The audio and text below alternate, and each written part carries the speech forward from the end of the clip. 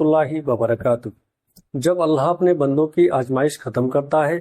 تو کچھ نشانیاں ظاہر کرتا ہے۔ آج کی اس ویڈیو میں ہم ان نشانیوں کے بارے میں جانیں گے۔ اگر آپ یہ جاننا چاہتے ہو کہ کیا آپ بھی وہ خوش نصیب ہو جس کی آزمائش اللہ نے عنقریب ختم کر کے غیب سے حیران کن مدد فرمانے والا ہے اور آپ کی زندگی کی تمام رکاوٹیں ختم کر کے بے شمار خوشیاں آپ کے مقدر میں کرنے والا ہے۔ پیارے دوستو، ہمارا اللہ ہمارا خالق، ہماری جانوں کا مالک،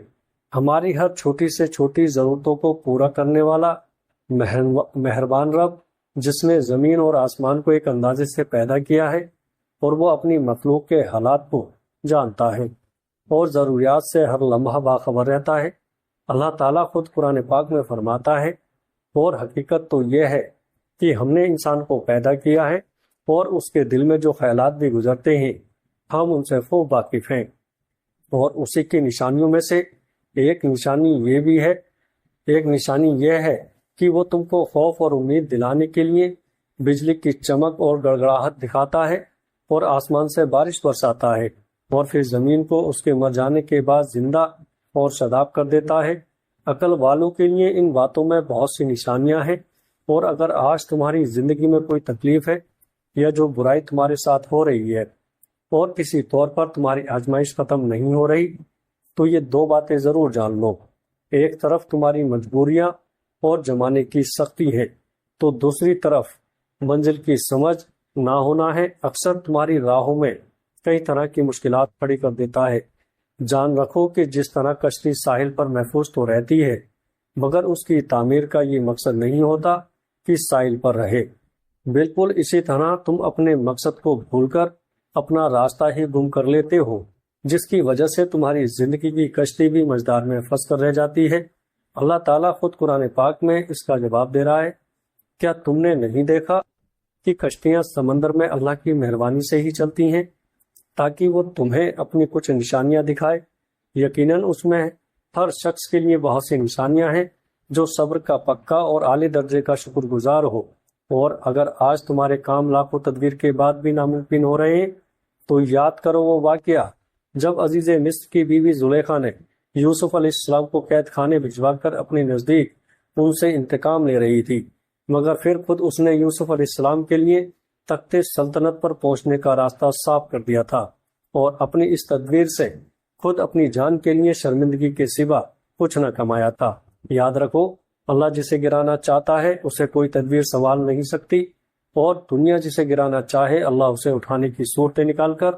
بلند مقام پر لا کھڑا کرتا ہے۔ جان رکھو، نہ تو تم خدائی مشینوں سے لڑنے میں کامیاب ہو سکتے ہو اور نہ ہی کسی کی زور آزمائش سے تم انہیں ناکام بنا سکتے ہو۔ اللہ تعالیٰ خود قرآن پاک میں فرماتا ہے، اس کی خدائی کو کوئی اپنی زور پر غلبہ حاصل نہیں کر سکتا، جسے وہ اٹھاتا ہے وہی اٹھتا ہے اور جسے وہ گراتا ہے وہی گرتا ہے۔ اور اگر آج زندگی میں تمہاری کوئی کوشش ناکام ہو گئی ہے، تمہیں لگتا ہے کہ تم مسلسل کسی گھاٹے اور تکلیف میں مبتلا ہو، تو پیارے دوستو، نبی کریم صلی اللہ تعالیٰ علیہ وسلم نے فرمایا کہ مومن کے ہر معاملے میں نفع ہی نفع ہے۔ پوچھا گیا کہ وہ کیسے، تو حضور نبی کریم صلی اللہ تعالیٰ علیہ وسلم نے فرمایا کہ اگر اللہ نے مومن کو نعمتیں دی ہیں تو وہ شکر ادا کر کے رب سے عذر پا لیتا ہے، اور اگر اللہ مومن پر آزمائش ڈالے تو وہ صبر کر کے اللہ سے عذر پا لیتا ہے۔ مومن کا تو ہر معاملہ ہی خیر کا ہے، تمہیں جو بھی خیر پہنچتی ہے وہ تمہارے رب کے فضل سے پہنچتی ہے، اور اگر کوئی آزمائش آ جاتی ہے تو وہ اللہ تعالیٰ کی حکمت کے تقاضوں کے تحت آتی ہے۔ لہذا جب بھی تم پر کوئی مصیبت واقع ہو جائے تو ہرگز بے صبری کا مظاہرہ کر کے اپنی ہمت کو بلا وجہ کمزور مت کرنا، کیونکہ اللہ تبارک و تعالیٰ نے کوئی راہ ایسی نہیں بنائی ہے کہ جس کا شہر نہ ہو۔ اور جانتے ہو کہ جب اللہ تعالیٰ تمہاری آزمائش کو ختم کرنے لگتا ہے تو وہ تمہیں کچھ حیران کن نشانیاں ظاہر کرتا ہے، جس میں ایک نشانی یہ بھی ہے کہ وہ تمہارے دل میں تاثر کر کے اس طرف جما دیتا ہے جہاں تمہارے لیے نجات ہو، اور اس راہ کو اختیار کرنے کے بعد کسی دوسرے راستے کی طرف اتفاق بھی نہیں ہونے دیتا، کیونکہ جب تمہاری سوچ تمہاری پسند اور ناپسند اس کے بلند معیار کے مطابق ہو جاتی ہے جو اللہ نے تمہاری فطرت کے مطابق بنائی ہے، تو تمہاری زندگی میں ہر طرف سے سکون بھر جاتا ہے۔ اللہ تبارک و تعالیٰ قرآن پاک میں فرماتا ہے